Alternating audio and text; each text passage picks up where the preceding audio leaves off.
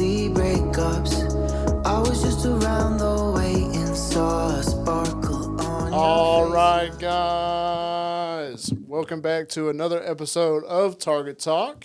As always, we are your hosts. I'm Justin. I got Mike. What up? We got a very special guest in the building, Paris Hart. Howdy, how's it going? Good. Great to have you. Thank you for coming on the show. Thank you, Mike and Justin, for having me. I see what you guys are doing, and y'all are killing it. I'm blessed to be a part of it. We Yes, sir. appreciate it, Thank man. you. Thank That's you so love. much. How have you been, man? How's Dallas treating you so far? I've been good. I think I gained about a few thousand calories. The Dallas food is good. You know, everything's bigger in Texas, so my portion size has been huge the last few days. Enjoying it. What's some spots you been to out here in Dallas? Oh, I If you just can tried remember this. names. There was this taco spot yesterday. I tried Whataburger for the first time. Okay. What'd you think? So, Oh, man. the first time, I got like a regular cheeseburger, and I was like, okay, like, it's okay. But then I got the jalapeno one, the limited edition, and they made the fries different that time. They tasted way better than the first time, so Yeah. I'm in on it now. It's, Okay. it's better than In-N-Out. Okay. Okay. Hey, You just that's, made a lot of Dallas yeah. people happy. that's a debate around here for sure. Well, that's And the great. Tacos. You can't beat the tacos out here. No, the tacos were good. Yeah. Fire. Y'all put some crazy stuff on the tacos, too. Oh, what's the topping that you got on there? Oh, my gosh. They put, like, sofrito. So I'm Puerto Rican, so Okay. they put, like, the sofrito on it, and they put, like, some of the beans and, like, the Spanish rice and beans, not just like regular white rice and regular beans. And oh my gosh, I'm gonna have to go there for seconds. That's what's up. That's what's up. I mean, Dallas for sure has plenty of taco spots around here. I mean, I think that's pretty, and barbecue. Obviously, can't Barbecue go wrong with tacos. barbecue down here. But yeah, for sure. We'll just go ahead and jump right in if that's all right. All right. Well, tell us a little bit about yourself and your journey so far as an artist. So I've been making music since about, golly, like middle school. I used to do poetry, so I was big into poetry, big into writing poems. Tried to use that to get the girls, and that was my suave back then. Then I realized that I actually enjoyed doing it, and like I loved it, and I started writing it, and started writing like hooks and verses, and then my friends and family kind of got into it and read it. You know, our families always find the way to get into the journals, into the books. So when they got into it, they were like, okay, like this is pretty good. There's some substance here. Like you should try it more. So like I hung out with my cousins, tried it a little bit, dibbled and dabbled, and then over the years just kind of grew to take it more seriously. Okay. Yeah. I mean, always it seems like a lot of it comes from a young age, and from what we've gathered, which is good. That's always a positive. That means, is this something you've always wanted to do? So kind of and kind of not. Right. As a kid, I really wanted to voice my opinion. I had a strong opinion about everything. I was the kid in the classroom that if Johnny got in trouble because he got out of the chair, but I didn't get in trouble for getting out of the chair, then I would make a big fit. Everyone was going to go through hell, and everyone was going to hear what I had to say. And I realized that, you know, if we're in a conversation or if we're talking with someone and we're having a disagreement, it's more of a, oh, let me get my point across. They're thinking the same thing because emotions are just so high. So if I put my substance in my songs, then it's like, aha, I don't really get a rebuttal. You guys got to hear my side, and it's going to resonate with you because it's going to be catchy. And yeah, that kind of pushed it. Yeah. Okay. Wow. Yeah. Well, I guess we started out the podcast just talking about how it is in Dallas. We didn't talk about where you're from, so like. Oh yeah. Like, tell the people about where you're from, man. So I'm originally from upstate New York, about an hour south of Buffalo. Okay. I know y'all love the Bills because y'all always beat us, but yeah. So a little Native American reservation I was from. Born there, raised, grew up, moved to Maryland, lived in Alaska for a little bit, and now I live between New York and Maine. Okay. I like the quietness, so whenever I could get out of the city, I'm in Maine chilling. Okay. How'd you end up in Alaska?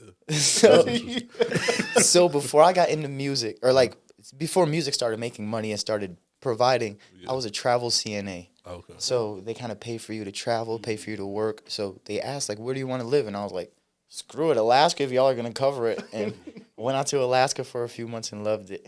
Wow. Let's go. That's crazy. That's crazy, but that's cool. I've always wanted to go to Alaska.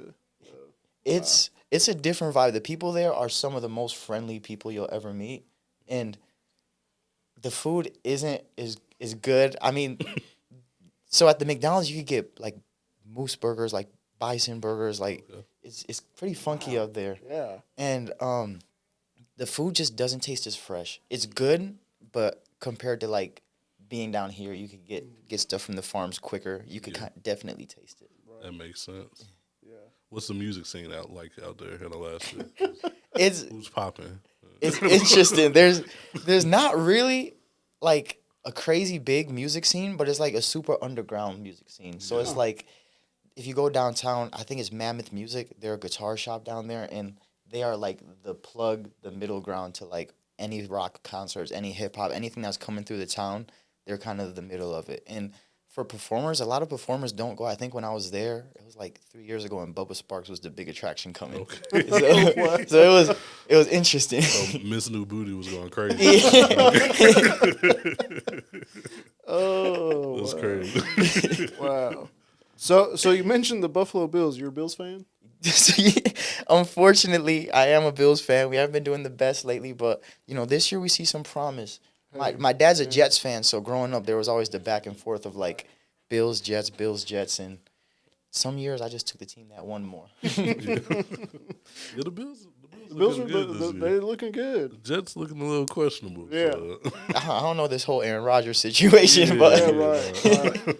Well, we can't talk, man. The Cowboys season so far It's over. it's done with. Yeah. how do y'all feel about Dak? Because sometimes I hear Dak's that guy, and sometimes I hear he's injury prone. Sometimes I'm hearing all these different things from the Dallas fans. It's complicated. It man. is because he can be that guy, except for in the playoffs. He always chokes in the playoffs, but he has been injury prone recently, and that slows him down because like he keeps getting like his hamstring now, like his ankle. Like he used to run a lot, but then once he had his ankle injury, it was just game over. So I don't know. I think me and Justin have been high on Dak for like the longest as far as Cowboys fans go. We haven't jumped off the bandwagon yet, but like this season is. I mean, I'm teetering right now. You're teetering. I'm you're teetering quite I'm a bit. teetering too. I'm getting towards that. I don't know about Dak stage. And that Detroit game was tough to watch. Man. Who you telling? I was at that game. Oh no! Yeah, it was hard to watch, and I had to pay $15 for beer. So I mean, Oh no! Jerry Jones is not cheap. You say everything's bigger in Texas. The price gouging is That's a beautiful stadium though. It Like is. can't watch another game in a stadium like that. I don't think anywhere else in the U.S. I'd say the only other stadium now that probably beats it is LA's new stadium. Oh, the SoFi. Yeah, the SoFi so far Stadium. those look nice. Yeah. But AT&T Stadium's nice. I will say that.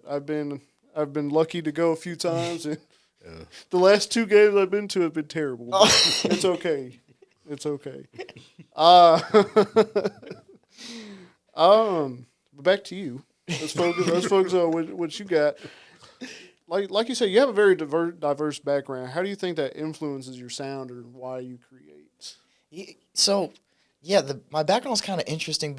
Growing up on a Native American reservation, my parents both weren't from the area. So my dad's from New York City, my mom's from Puerto Rico, and like being there, it was really weird. And I discovered from a young age it was more finding myself because, like TikTok, social media, it wasn't really big until recently. So like growing up, it was kind of like this is how I know black people, or this is how I know Spanish people. And then trying to figure out, okay, what's a stereotype? Who am I? What do I like for music? What am I trying to do? So that really influenced me, I think, from a young age. And even my older songs, you hear me kind of like speaking to it, like, am I this? Am I that? And a lot of self-reflection. So I think it played a huge part. And it wasn't the best part, but I think growing up, I turned to like a negative to a positive, or tried to, and then use that reflect in the music.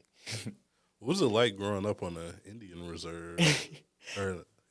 The reservation it's called. So there's a few reservations. There's 5 that make up the Haudenosaunee, which is like all the tribes that are connected together. And I was on the Seneca reservation. Okay. So it's different because they have their own government, they have their own politics, their taxes are different, the culture is different. We had to learn the language in school, so we had to learn to speak it, and it's interesting because there's not many people that are like us. Like I think every black and Spanish person in the town is family to me. So it's like it was really different. But I think with social media and with everything else kind of opening the world up and seeing it, it's making it a really fun place to be. That's cool.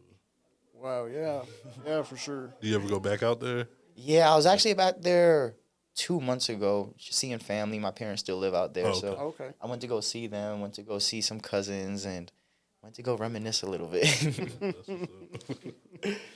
So somehow, someway, you always find yourself back visiting where you came from. So Yeah. Oh, you realize that there's some simple things too that you miss too, and you're like, Right. you know, like I didn't take advantage of this as a kid, but I really do like it. right, yeah. For sure. So you talk about your sound and your diverse sound. How would you describe your sound? So my sound, that's like the hardest question for me because I like so many different genres. So I asked ChatGPT, and ChatGPT said I was an indie pop artist. So I've been going with that because they haven't steered me wrong yet. Okay. Indie pop. Yeah, Yeah, I could definitely see that. Yeah. Yeah. With some rap influence and stuff too. Yeah. Yeah. sure. Speaking of some rap influence, you have a pretty interesting story about where you got your name. Would you like to share that story of how Paris Hart came to be? So originally I had a different name. This is my fourth name. Okay. So my last name I was like, this is the one. It's really good. And then out of nowhere, an artist from Chicago. Well, he's from North Chicago, so we're not gonna give him the credit to claim Chicago. So it's the county north. So he sent my team a cease and desist once I started blowing up, and like I was starting to get placement. I was starting to do my thing, starting to get streams, and then we just got this letter, and we were annoyed about it, like anybody else would be, but we thought, what's the best way to do it as a musician, to change the name or go about it? So I thought, let's make a diss song. So I made a diss song in rap hip hop fashion, called him out, and then said, doesn't matter the name. The song's called No Name. It doesn't matter the name. Like, I'm going to do it anyway. And then I thought, you know, all the negativity is out the way. What's something positive? Like, this is who I want to be as an artist. I'm more of an adult at this stage of my career. What do I want? What image do I want? What brand do I want? And just thinking of names, Paris Hart came across as like Paris, the city of love, and then Hart, like the organ we love with. So I thought that is the name and the brand that we want to have is like positivity. Like, you know, I might not have thought growing up that I was okay being this or being that, or even to this day, like we all have some little insecurities that we're like, oh, like, I didn't think about that before. But I think, like, the music is, hey, we're all imperfect. There's still love, though. Like, we all have our flaws. We're still positive, though. So that's where Paris Hart came from. I like that. I mean, I like how you went in a positive direction. Yeah. But we did listen to No Name, and that negativity in there was really hard. You did your thing on the diss song, and that, if that was like your last negative energy you would have put out there, that's a good way to go. That's right.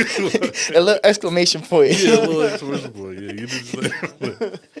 And it's crazy because, like, you go from No Name, but then, like, it's not how you normally sound. But it's you still did it so well. Thank you. Growing up, my dad was big on like Slick Rick, Nas, DMX.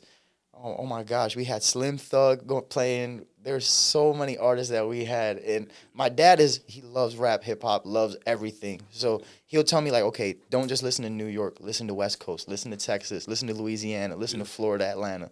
So I was like, yeah, I gotta do something for the rap community. Okay, so you got all those different type of influences and stuff. Because that was when sounds were real regional. So he was just trying to make sure you heard a little bit of everything. Yeah. Yeah.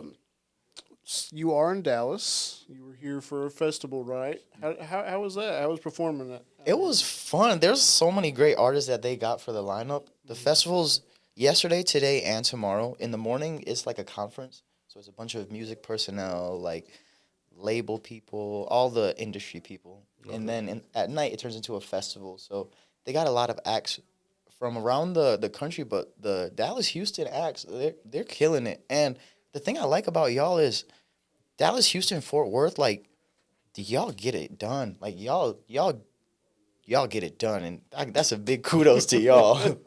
Y'all show love, y'all grind, y'all just the energy when y'all come together is good, and I like it. I'm a fan of it. I think that's something we're noticing as we get into our media game.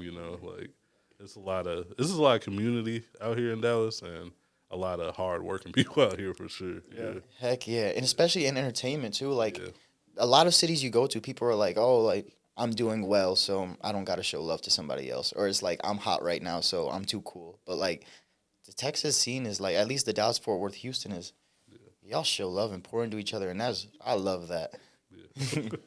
Yeah, and I've seen that, like, even on social media, like, all these Dallas artists, they always are hyping each other up, and, everybody's going to eat. It's not just focus on themselves. And that we love to see that. And like Michael said, like, the more we interview and the more we go out and do things, and we see that ourselves, we love to see it. Because we're the same way. We want to give love to our community, to the Dallas area, and hope they give us love, too.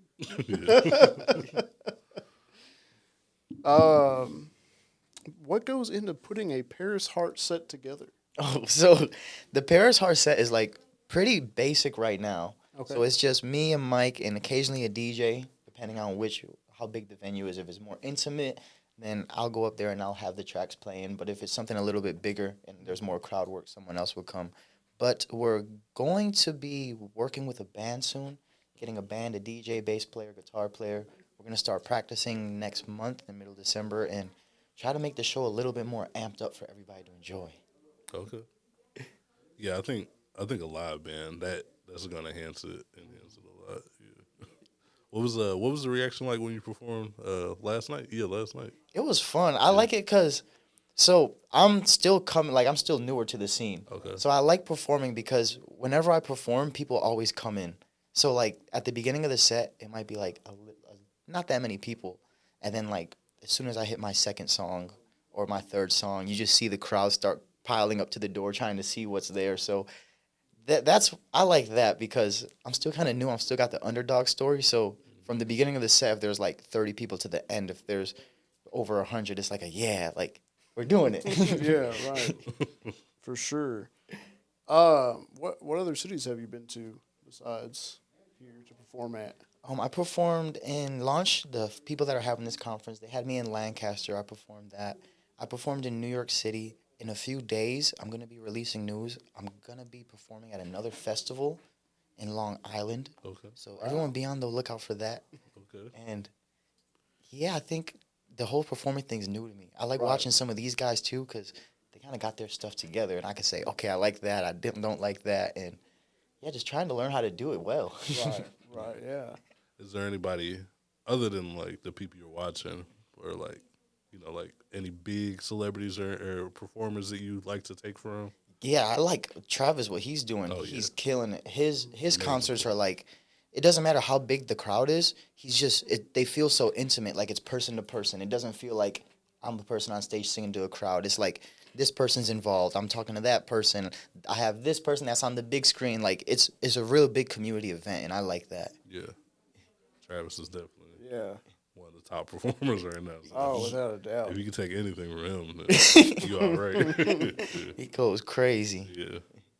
Though you don't have too many performances yet. What's your favorite song to perform while you're on stage? Ooh, I like.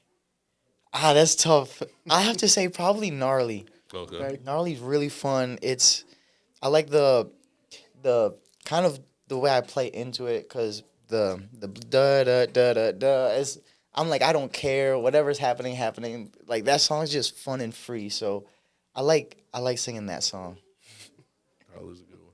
You don't ever do No Name on stage? Yeah. Sometimes it depends on where I'm performing. Yeah. If it's a little bit more of an urban crowd, I'm definitely pulling it out. Got to, man.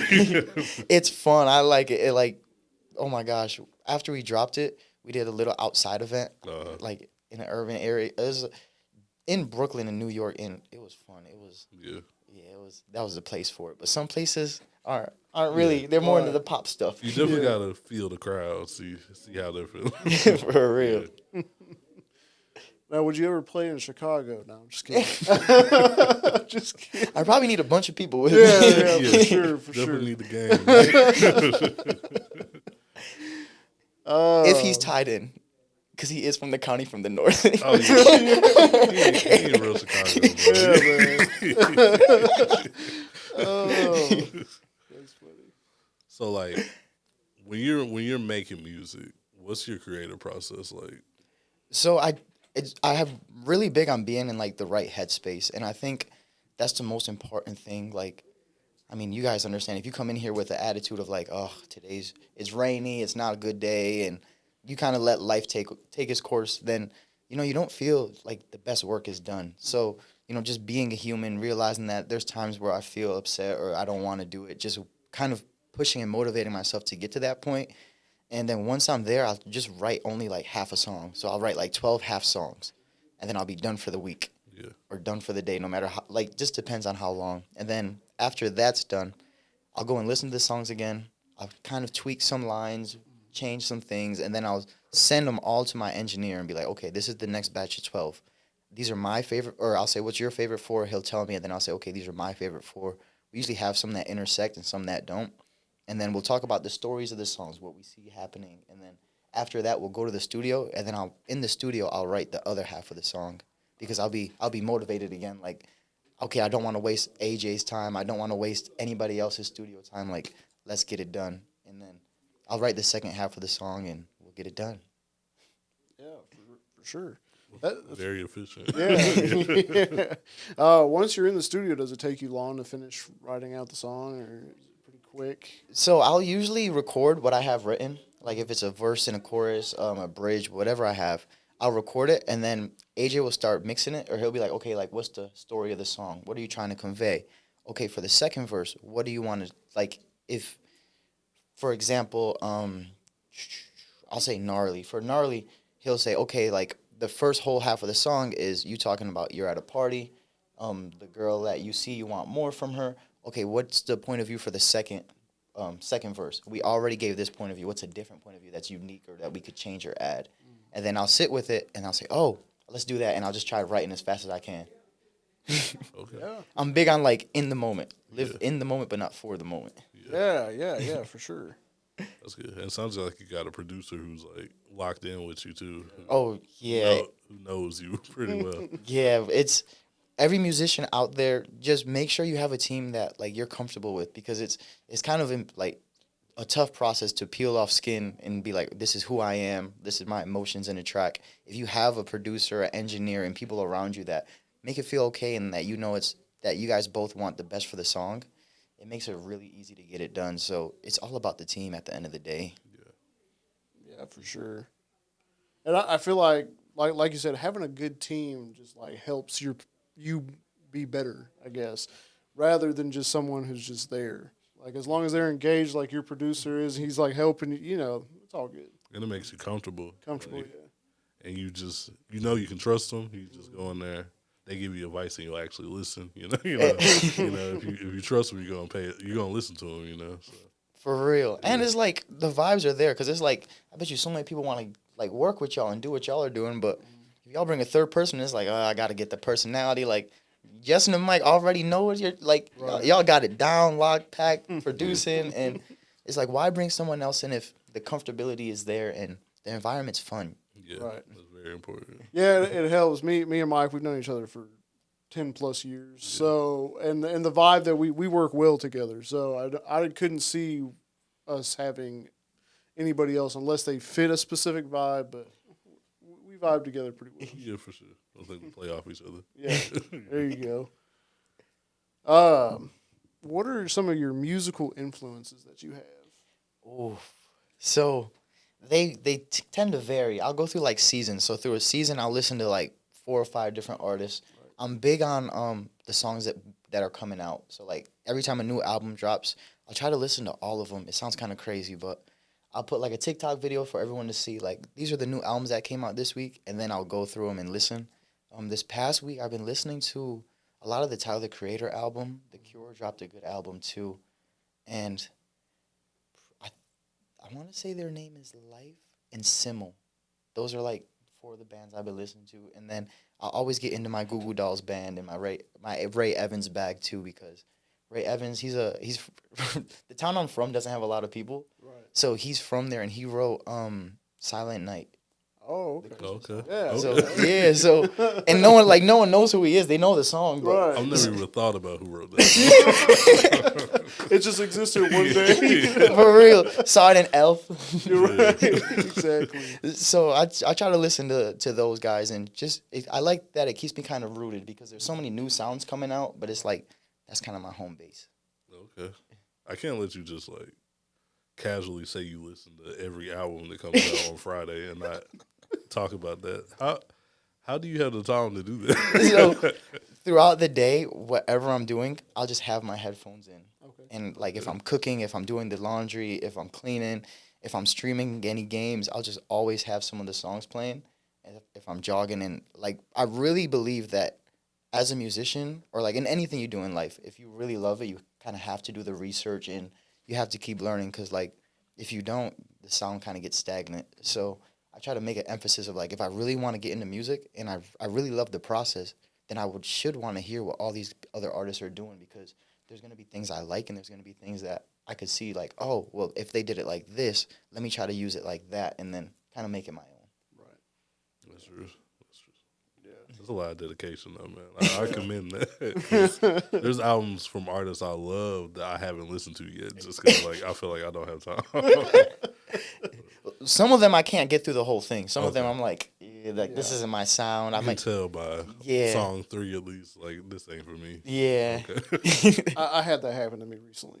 Really? I listened to the new Lil Uzi Vert album. I tried. I got through like the second or third song, maybe. I'm just like, Couldn't what do it. happened? What happened to Uzi, man? There's a few songs on there that I think 2 or 3 that I thought were cool, but he sounds a lot different now than he did. The last album too, like, I don't know. I like the mumble rap Uzi a lot, Yeah. and the like kind of singing, kind of rapping Uzi. Yeah. Oh yeah. Yeah, I've been off of Uzi for a while, so I haven't took the time out to check this one out. Oh man. Oh. My bad. I didn't have no follow up. I'm so amazed by all the albums he listened to. What did you think about the Tyler album? So I like there's 3 songs that I like. I like the one with the one where he says like my mother's hands don't look the same. Oh, That one, and he starts singing on it, and then he gets into like rapping halfway Yeah, through. That song goes hard.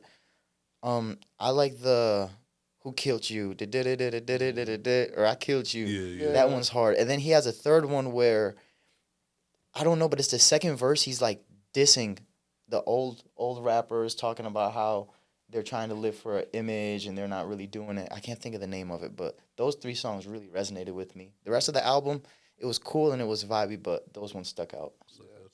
What about y'all? Did y'all listen? Yeah, oh yeah, yeah. We Oh, yeah. like it a lot. It's My- been on repeat for me. Mike says it's top 3 for him. I didn't say that. Oh well, yeah, top 3. Well, top 3 of Tyler album. Top 3 not Oh, Tyler. yeah. It's a more mature sound. I thought for you sure. meant all time. I'm like, No, hold no, on. come on, man. Don't like embarrass me in front of my guests. I would not set you up like that, man. It's cool. He goes into all the different bags too. Yeah. Like Yeah. you could tell he really cares about the art, and he's focused on. Okay, I'm rapping, I'm singing, I'm doing all these different things. Yeah, Yeah. Oh yeah. that's something you kind of aspire to do. Try to focus on a whole bunch of different bags. Yeah, I feel like as a musician, you kind of have to. Like, there should be a lot of meaning in a song, because if you want people to listen to it, you can't be like, unless it's a lit song for the clubs, you can't be Yeah, like, yeah. you know. Can't stay in one pocket. You know. Yeah. I feel you. Would you ever journey into country music like Post Malone? I have so on my first album, I have a country song. Okay. It's called really? "Pretty as a Peach," and I like country. I'm a huge Darius Rucker supporter. I like what he's got going. Yeah. I like Morgan Wallen. Some of the old guys too. Oh my gosh, there's some great country artists. I like country, but that's an acquired bag, and Yeah. yeah, it's hard. It's hard to compete with those guys. Yeah, for sure. Yeah, it really is.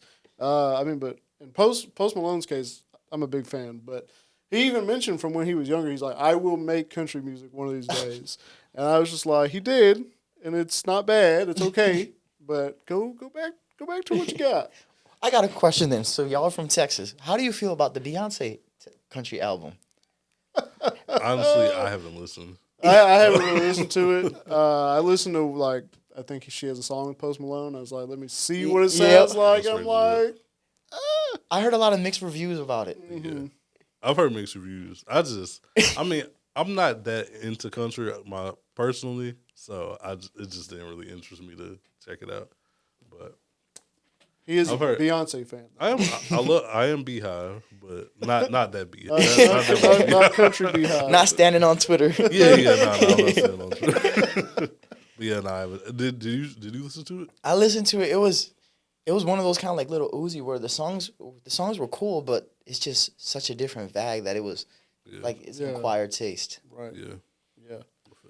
For sure. Well, so far, what are some of the biggest challenges that you faced as a musician? I would say learning how to work social media and being constant at it because that drives everything nowadays. Social media is like, if you want people to come to a show, if you want people to check out a song, merchandise, whatever, everybody needs it, whether it's a cooking business, a bank business, entertainment, sports, we're all on there. So trying to figure out how to, get content that people would enjoy and how to really interact with the people that come to my page and support. That's been tough, but it's been fun. It's like hard work for a big reward. Right. You mentioned that you get on social media and tell people what like everything that's dropped. What else have you been doing on social media? Oh, so I'll just put random quotes that I'm feeling throughout the day. Sometimes they're positive, sometimes they're gloomy, and I'll just tell them like really what's going on. I think it's important in this day and age as an artist. Like we don't live in the days where Michael Jackson, where he was mysterious and that kind of helped sell a record because you hear the things people are doing. We're really transparent with social media. So being transparent and organic, like to the listeners and being like, okay, like I'm in Dallas. What's there to do? What's there to eat?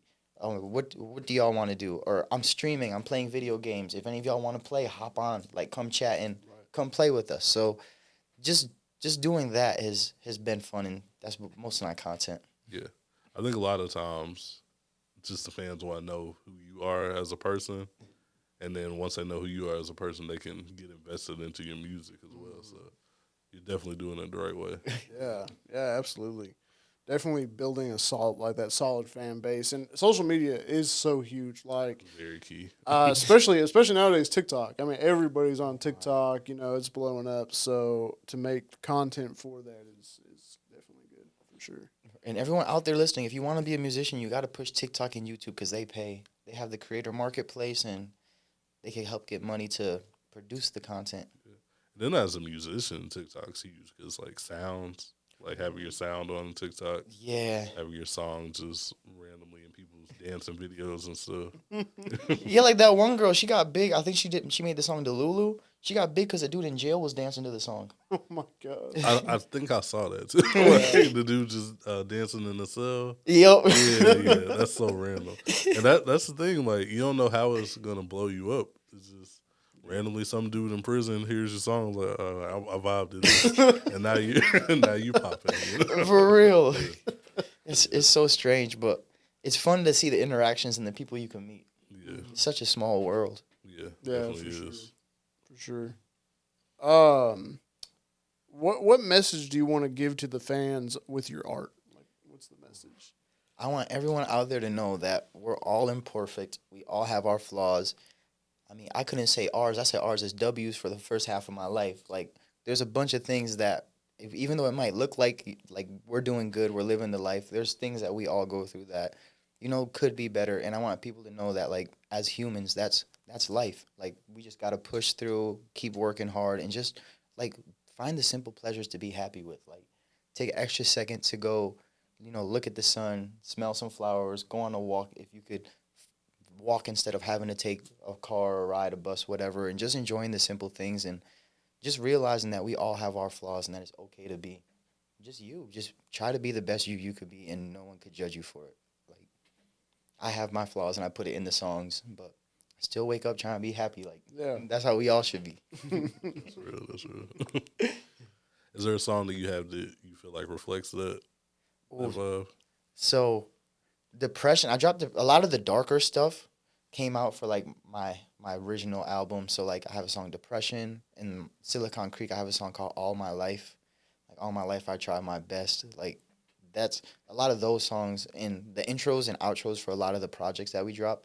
Try to make those the heart hitting ones, so you can see like this is a fun project, but this is what it took to get here, or like this is a fun project, but we're gonna start you off by letting you know this is what you're about to get into. So just trying to keep a balance, because one of my friends said, he's like, your music is nice because I could listen to it and feel like I'm a punk, but by the end of it, I feel good about myself again. so we try to make sure that you don't leave it just fully upset, and just to be happy, and bad things come, just be happy. Speaking of Silicon Creek, you got Amaretto on the album. how did that come about? So it was before she was popping. Okay. So Before she told everybody what's Atlanta. she's one of the funniest, chillest people. Like, I saw her stuff popping on IG, and I just reached out to her DMs and was like, yo, I see what you're doing. Because she used to do, I don't know if it was like mailbox freestyles or Freestyle Fridays, but she would do like videos freestyling once a week. And like that was her TikTok content. That was her social media presence. And I saw like 3 of them. And I just saw myself just going through a deep dive into a rabbit hole, just listening to them. And I was like, you got a raw flow. Like, I could see you blowing up. Like, we should do a song together. So she got me connected with her manager, and my manager started talking. And then, yeah, we were just good vibes. She wanted me to come down for a video, but life was just too hectic. And yeah, she's someone, I'll just say she's organically her. Like, what you see on Instagram, what you see in her music, that's who she is. Just confident as hell. I'm Amaretta. That's how she is. Yeah. The song is nice too. Room 9, right? Yeah. Room 9? Yeah. She killed it. Is there anybody else that you want to work with? There's some people at this stage, I'm really big into like the classic guys. Like, I want to work with the old heads, like Ozzy Osbourne type generation, and the musicianists. I want to get them playing some stuff. Robert Smith, a bunch of the older guys I want. Yeah. Now, you know who Ozzy Osbourne is, right? I know. Come on, don't do me like that. I'm just kidding, man. Yeah, that's good though, man. That'd be good to have on there. We're putting it in fruition. Yeah, absolutely. Speaking into existence. Into existence for sure. Well, what's next? What's next for you? So we're gonna be dropping some songs. We're gonna do some remixes. We dropped the Coupe de Ville Insomnia remix. We're gonna get some electric stuff as like a thank you to everyone who's been listening this year, and give them different versions of the songs that they could rock out to. So we're gonna drop some of those. We have a bunch more press stuff coming out, a bunch of shows that we're planning. We have one locked in, but we're speaking with a bunch of festivals for next year. So be on the lookout for that. And yeah, just doing that and streaming more. So if y'all are on Twitch, come check your boy out. What you be playing on Twitch? I'm big on Overwatch and Fortnite, but as soon as I get back, I'm gonna get the new Black Ops and probably gonna run that. The only thing that sucks with COD is if you don't play for like a week or two, those guys get good fast. Yeah. I don't know how they do it. I tried to get on last weekend. I was like, I don't think this is for me no more. They're so good. Like, oh my gosh. I have a friend that does the content for like, this is the loadout you should get. I'm like, dog, stop that. Like, just let me play the game in peace. If my loadout's bad, give me a chance. Fair warning, you're probably going to get destroyed your first couple games, because that's exactly what happened to me. Ugly out there, man. I was excited for it, and then I jump in there, and it's just like, man, I'm rusty. But it's all these 14-year-old kids on Prime and energy drinks, man. Up till 6 in the morning just playing. man. No responsibilities, man. Just straight Call of Duty. How they have like a men's league for pickup. That's how they have to do it for gaming. There's a crossover league, but there's a one for adults and there's one for kids, because they get good quick, man. There was this dude I saw, he prestiged in 48 hours, finished all the prestiges in COD. Oh my God. I was like, how can I compete with that dude? Still don't know how to run. Yeah. Yeah. Yeah, my nephew told me I don't know what the highest camo you can get, but he's like, yeah, you already got it. You got to do all this and that just to get it. And it's been like 40, literally, this game out 3 days. It's been out 3 days. He's already got it. I'm like, That's man. what he been doing for 3 days. Yeah, it's literally, you're just playing it nonstop. That's wild, man. It's like how am I gonna get that much dedication to hop on a game for Right. 96 hours? Like, The real question is, are you Xbox or PlayStation guy? oh, I'm Xbox. There we go. Okay. That's game. Okay. Okay, I'm the only Xboxer in my group of friends, so I gotta hear it all the time. So are we. I'm lucky I have him because everybody else is just PlayStation only. So Yeah, and they love to throw it in my face too. They're like, "Oh, we would get on a group chat, but you're the only one on Xbox." I'm like, "Come on, guys." it's ruined it for everybody. Oh no! But now they have crossplay, which is great. So that's helped out a lot, Yeah. which is pretty cool. Now it doesn't matter really. Yeah, that's wavy. So you got all that going on, and you also got a clothing brand too, right? Yeah, so it's called Nocturnal Nomads. It's big on the same message. Is I'm a night owl, so I'm a guy that performed yesterday at 9:30 and I'm up till like 7 in the morning and then I go to sleep. Right. So Wow. I'm that type of I've been that type of guy for oh my gosh, almost my whole life.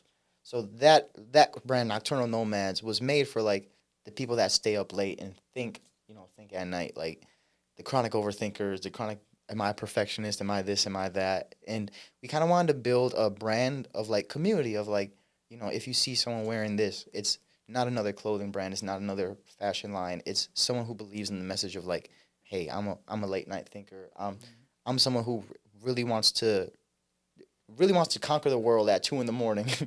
And yeah, that's the vibe of it. Is like if you're that type of person that thinks at night, that's a family for you. Yeah, that's dope. Yeah. Well, really, that's all we got for you. Thank you for having me. It was fun. Yeah, we definitely enjoyed having you. Before we go, though, we do like to, if you want to put your socials out there for everybody to follow you at. Ooh, everyone can follow me at Paris Heart Official on all platforms. Paris the city, heart in the chest to the music to your ears. So yeah, follow me Paris Heart Official everywhere and feel free to DM me, comment. I try to respond to everybody. Like, yeah, it's just real big on showing the love back. And if you make music too, feel free to send it over because I love finding new musicians. And I have a few Spotify playlists. So if any artists are out there that just want to put your music on my playlist, feel free to DM me and I'll show you love. We also have a playlist that we add weekly. It's called our rotation. Our rotation, That's Mike's baby. I don't want No, to no. disrespect it, but is there a song you wanna? We usually add one song from an artist that we have on here. It's up to you. Whichever ones y'all like. Okay. So guess we'll put up Pretty Girls. Pretty Girls, You were struggling. which y'all heard in the intro. Yeah. Yeah, so Pretty Girls, I'll be on our rotation playlist. Catch that. For sure. But yeah, once again, thank you so much for coming on. We had a great time with you. Thank you for having me. And everyone out there, go hit all those buttons, subscribe, go watch the other interviews that they put out because Mike and Justin are killing it. And, I don't want to say that you guys might get addicted, but you guys might go in a rabbit hole of 18 hours and realize you just went through a good chunk of their interviews. They're producing great content, killing it, and go check in and tune in with them. Definitely appreciate Yes, that. thank you so Appreciate much. it. And the same, man. Yeah, Go for Go sure. ahead and check out Paris Hart's music. He has a deep catalog, great music out there. I mean, got a sound for pretty much any situation you want. So, yeah, we appreciate it, man. Thank you so much, man. Thank you.